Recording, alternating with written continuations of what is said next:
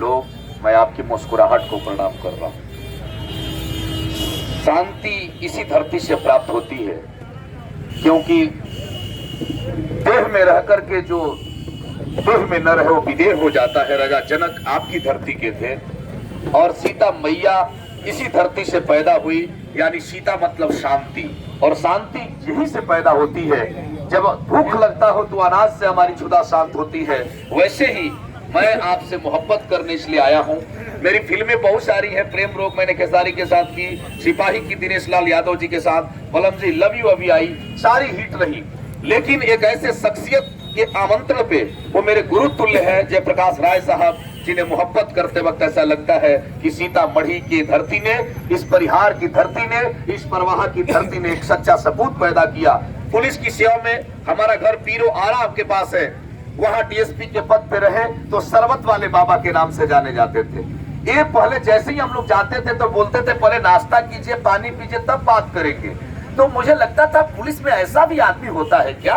तब इनसे दोस्ती हो गई और ऐसी दोस्ती हुई कि ऐसा प्यार पनपा, क्योंकि जाने मेरे कितने छल और कितने पाप छुपाए हैं, अपने अंतस में मेरे जो सब संताप छुपाए हैं, जिनके दिनों रात हुए मेरे आंसू मुस्कानों से पत्थर भी हीरा बन के चमका है, जिनके परदानों से जननी और जनक के उन पावन चरणों का बंधन है। ये आपके धरती का अभिनंदन जयप्रकाश जी का है। मैं चाहता हूं कि आप मोहब्बत के लोग हैं। मैंने इनसे पूछा कि आपन माटी अपन लोग, आपने लिखा वह मैथिली की अपनी भाषा है, मिठास वाली भाषा है, आपकी जुबान है। तो इन्होंने कहा कि मेरा काम लीडरशिप करना है। तो मैंने कहा लीडरशिप कैसे करेंगे। तो इन्होंने कहा कि यूथ जो भटक रहा है, उसे रोजगार नहीं है, किसान जो दर्द से करा रहा है, डॉक्टरी इलाज नहीं, इनका बेटा एक डॉक्टर है, बड़े डॉक्टर है, डॉक्टर कन्हैया प्रकाश, इंजीनियर है, एक बेटी इनकी बहुत बड़ी लॉयर है, एक व्यवसायी है। तो ये सब लोगों का भरा पूरा परिवार था। मैंने कहा कि सर इसमें कैसे आप करेंगे। उन्होंने कहा कि मैं यूथ को पहचानूंगा, उनसे बात करूंगा कि उनके अंदर जो भटकाव है वो सही दिशा में कैसे जाए। इसके बाद किसान अपनी समस्या से ग्रसित हो तो उसका निदान कैसे हो। मैंने ऐसे कैसे करेंगे। बोले कि अपन माटी अपन लोगों की समस्याओं को मैंने सुना है और सदैव छोटे छोटे मीटिंग करके काउंसलिंग करूंगा, उनसे बात करूंगा कि आपकी पीड़ा क्या है, आपकी समस्या क्या है, इसका निदान कैसे होगा।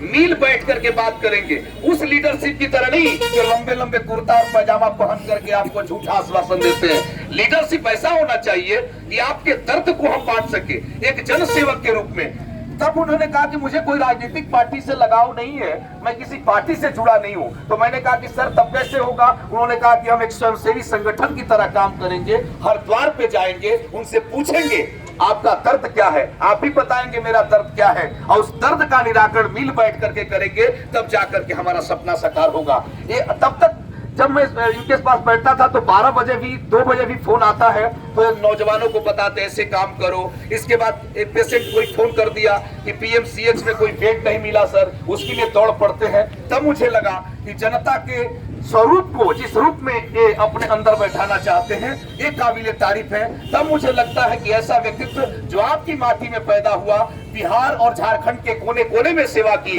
लेकिन सेवा का जो भाव होता है, जैसे मां सबरी ने जूठी भैर खिला करके मर्यादा पुरुषोत्तम श्री राम का स्वागत किया, जैसे आपने जितने भी धर्मावलंबी हैं सभी धर्म जाति के लोग ने मिलकर के जो प्यार इनको दिया है, हर जगह ये गए तो मस्ती में गए, आनंद के साथ गए। तो मैं चाहता हूं परवाहा बाजार पे खड़े होकर के जन सैलाब के लोग, सरदल पट्टी में 15-20 हजार लोग जुटे और सबने इनको प्यार से देखा और इनके सात्विक भाषणों को सुना, यानी सुंदर भाषणों को सुना, विचारों को सुना।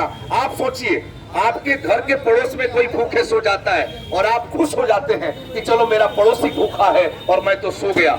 लेकिन ये आपका सबसे बड़ा पाप है। सब धर्म सिखाता है कि यदि आपके बगल का कोई पड़ोसी भूखा सो जाए तो आपके सोने का कोई अधिकार नहीं है। यदि आपके बगल का कोई व्यक्ति कराह रहा है और आप आनंद मना रहे हैं तो आपको भगवान, आपको अल्लाह कोई माफ नहीं करेगा। यकीनन आप जान जाइए आपकी मुस्कुराहट तब कायम है जब आपका पड़ोसी सुखी है।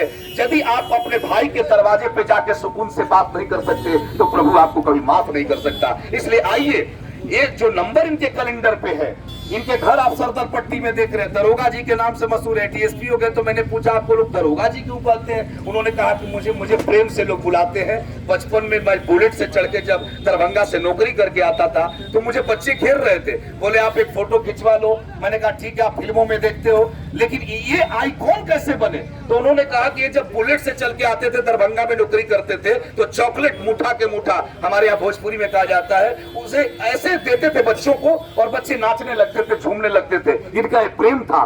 वैसे ही ये प्रेम आपके बीच में कैसे आए, ये सारे चीजों को उन्होंने एक रूटीन चार्ट की तरह बनाया है, दिनचर्या बनाया है। आपके घर घर तक जाएंगे और आप अपनी समस्या, अपनी बात इनके नंबर पे, इनके व्हाट्सएप पे, इनके ग्रुप पे जुड़ करके बताइए कि सर मेरा एडमिशन यहाँ पे नहीं हो पा रहा है, इस समस्या का समाधान कैसे होगा। इलाज कोई तो होना चाहिए नेतृत्व करने वाला।